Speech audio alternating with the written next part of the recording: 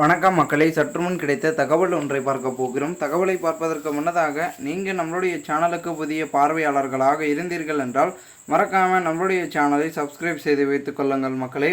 தற்பொழுது பாரதிய ஜனதா என்னதான் கூட்டணி மூலமாக ஆட்சியை பிடித்திருந்தாலும் கூட ரொம்ப திணறற்றில் அதிர்ச்சியிலும் அமித்ஷா அவர்கள் இருக்காங்க. அட போங்கய்யா, நீங்களும் வேணாம், உங்கள் கட்சி ஆட்சியும் வேணாம் அப்படின்ற மாதிரி. ஏன்னா ஆட்சி தனி பெரும்பான்மையாக 400 தொகுதியை பிடிக்கும் அப்படின்னு நம்மளுடைய அமித்ஷாஜி சொன்னார்.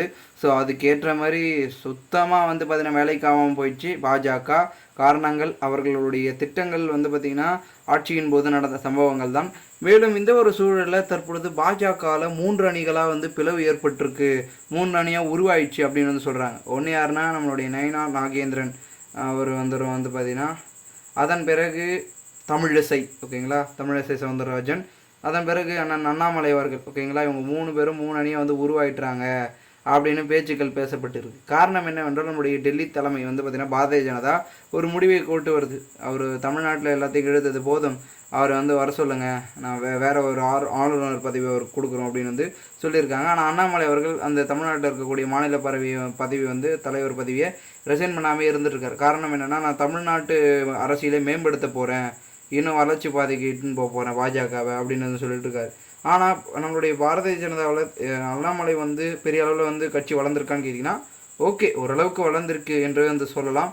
ஆனால் பெரும் விதத்தில் பார்த்திங்கன்னா ஒரு கோவையை பார்த்திங்கன்னா கோவை தொகுதியை பிடிக்க முடியல அப்படின்றது தான் ஒரு யதார்த்த உண்மையாக இருக்குது. காரணம் என்னவென்றால் பெரும்பான்மையாக பார்த்திங்கன்னா பேசியிருக்காரு. ஆனால் மூத்த முக்கிய தலைவர்களுக்கு மரியாதை கொடுத்து பேசாமலே விட்டுட்டு நம்மளுடைய அண்ணாமலை. அதனாலே அவர் பாதி பார்த்திங்கன்னா ஆதரவையும் பாதி பார்த்திங்கன்னா ரொம்ப மோசமான தலைவர் என்ற பட்டியலில் அவர் வராரு. அதனால் யாரை எப்படி அரவணைத்து பேசுவது என்பது அவருக்கு தெரியல, இன்னும் அரசியல் புரிதல் அவருக்கு இல்லை அப்படின்னு தான் பார்த்திங்கன்னா தொடர்ந்து சொல்லிட்டு வராங்க.